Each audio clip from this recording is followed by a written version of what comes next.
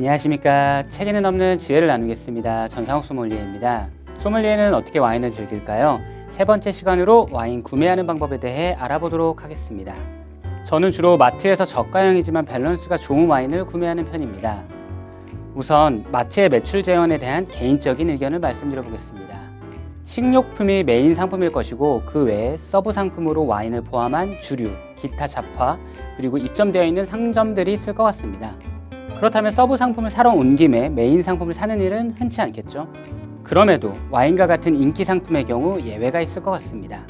이마트의 와인 미끼 상품인 도스코파스와 같이 마트 측에서 이익률을 낮추더라도 그 와인을 사러 오게끔 상품 구성을 하는 경우가 있습니다. 우리나라의 대형마트는 대부분 대기업에서 운영하고 있기 때문에 자금력을 필두로 하는 바잉 파워도 무시하지 못할 것 같습니다. 그렇다면 그러한 미끼 상품을 찾아내는 방법이 있을까요? 저만의 팁을 공유드리도록 하겠습니다. 우선 1만원 수준의 와인 중에서 와인 진열대 인근에 박스로 쌓여져 있는 와인을 찾습니다. 그것이 대체로 미끼 상품입니다. 수요와 공급의 원리에 의거해서 그런 미끼 상품의 경우 박스 단위로 구매하는 경우가 많은데요. 그렇기 때문에 대체로 혼자 일하시는 매장에서 자리를 비울 수가 없어서 박스로 쌓아두는 경향이 있는 것입니다. 우리나라에서 유통되는 와인은 크게 세 가지 사이즈로 볼 수 있는데요. 하프바틀이라고 불리는 375ml, 스탠다드 크기의 750ml, 마지막으로 1.5L의 매그넘 바틀이 있습니다. 개인적으로 하프바틀을 선호하는 편인데요. 2명을 기준으로 레스토랑에서 3가지 요리를 시켜서 하프바틀 3병과 페어링을 하면 마치 갈라 디너를 즐기는 것처럼 좋습니다. 다만 하프바틀은 워낙 대중 프렌들리한 와인이 대부분이고 종류가 너무 적다는 단점이 있습니다. 그 밖에 친구들을 초대해서 파티를 할 때 코스트코에서 판매하는 1.5L 용량의 레드 와인을 마시면 그 나름의 파티 정서와 잘 어우러진다고 생각합니다. 사이즈를 고르셨다면 레이블을 읽어야 되는데요. 레이블은 유럽을 주축으로 한 9세기 와인과 칠레, 미국과 같이 15세기 이후 양조용 포도나무가 심어진 신세계로 나누어집니다. 9세기 와인의 경우 보르도로고만 써 있어도 보르도 지역 와인이므로 까베르네 소비뇽과 머를롯, 주품종인 와인인 것을 알 수 있습니다.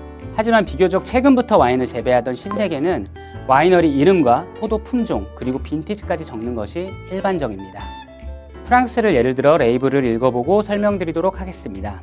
세계적인 보르도 와인 산지인 샤또 마고의 레이블입니다. 제일 상단에 미장 붓데이유 오샤또라고 적혀 있습니다.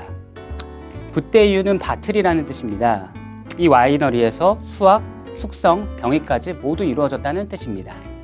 그 아래 와이너리 이름이자 와인의 이름이 샤또 마고가 써 있습니다. 보르도가 서울시라면 메독은 강남구, 마고는 반포동 정도로 계속 마을 단위로 작아지는 지명의 형태라고 보시면 됩니다. 이런 비유가 가능할 것 같습니다. 국내산 한우와 횡성 한우 중에 어떤 것이 더 가격이 비쌀까요? 보르도 와인보다 마고 지역 와인이 더 비싼 이유도 같은 맥락에 있습니다. 그 밑에 그라뱅은 최고의 와인이라는 뜻이고요. 1996년에 수확된 포도를 이용하여 만들었다는 빈티지가 적혀 있으며 그 아래 프리메 그랑꾸르라고 적혀 있습니다. 보르도 그랑꾸르라는 뜻입니다.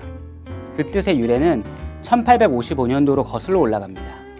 프랑스 파리의 만국박람회는 엑스포의 전신이고 강대국들이 식민지 등에서 수탈한 물건과 자국 상품을 판매하는 국제무역의 장이었습니다. 프랑스는 그 당시에 좋은 와인으로 유명했는데요. 자국의 와인을 널리 알리고 적정한 가격 거래를 위해서 매독 지역을 대상으로 1등급부터 5등급까지 61개의 와인을 선정하였습니다.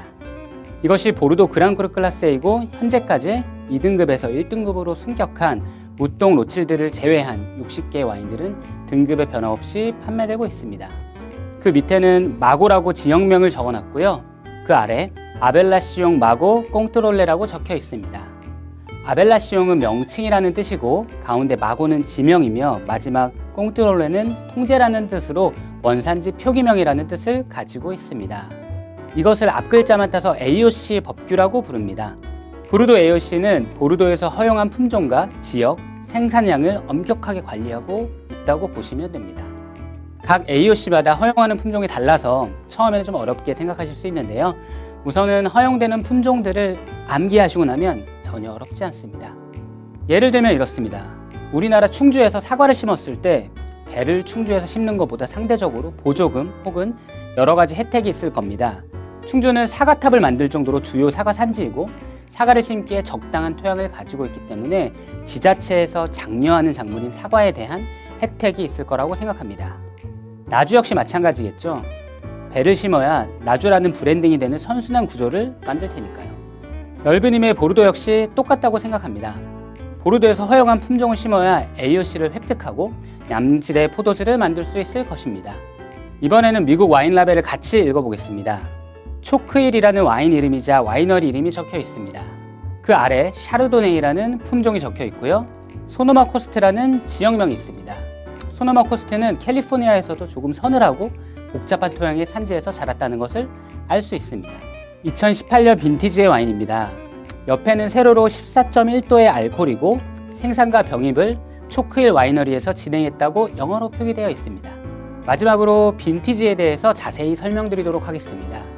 빈티지는 미리 설명드린 바와 같이 포도를 수확한 해를 뜻합니다. 저가형 와인의 경우 빈티지를 적지 않는 경우도 있는데요. 이런 경우는 여러 해 동안 수확한 포도를 사용한 것이고 대체로 장기 숙성보다는 바로 드실 수 있는 와인으로 만들어진 것이 많습니다. 집에 빈티지가 없는 와인을 묵혀두고 계신다면 빠르게 오픈해서 드실 것을 추천드립니다. 빈티지는 크게 두 가지 관점에서 볼 수 있을 것 같습니다. 신대륙의 빈티지와 구대륙의 빈티지로 나누어질 수 있습니다. 유럽을 주축으로 한 구대륙의 포도나무는 로마의 역사와 닿아 있습니다. 로마가 점령한 곳에는 포도나무가 남았다라는 말이 있습니다. 그 이유는 당시 전쟁 중에 가장 많은 사상자를 내는 것은 질병이었다고 합니다. 제조가 간단한 포도주를 만든 후 계급에 따라 농도를 달리하여 나누어 줬다고 합니다. 여러분께서는 살면서 많이 보셨을 텐데요. 알코올 섭취를 통해 전투력이 상승되는 효과를 가지고자 않았을까 생각해 봅니다. 토양이나 수확 시기의 날씨를 고려하여 포도나무를 심은 게 아니기 때문에 어떤 해는 수확 시기에 강수량이 많아서 좀 묽은 와인이 생산되는 편차를 나타나기도 했습니다.